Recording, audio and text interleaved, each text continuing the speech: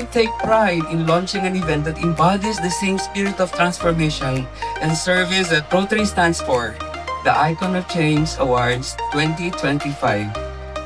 The Icon of Change Awards is a non-profit initiative that honors individuals and organizations who are driving meaningful, lasting change in line with the United Nations Sustainable Goals, and now with Rotary's International 7 areas of focus.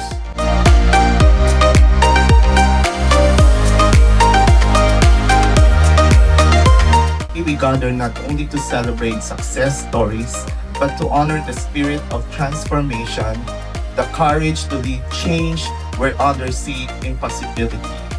This is what Icons of Change stands for, a movement that recognizes individuals and institutions who turn compassion into actions and vision into lasting impact.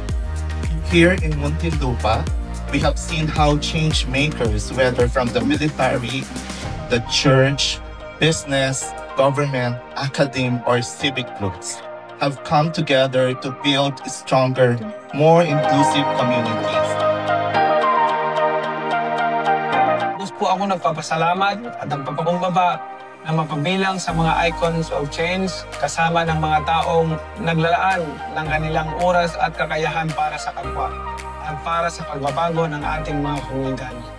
Sa buong buhay ko, mula sa pagiging boksingero hanggang sa pagiging lingkod bayan, natili ang aking puso na ang tunay na tagumpay ay hindi nasusukat sa titulo o tupilyo, kundi sa dami ng buhay na ating natutulungan at nababago.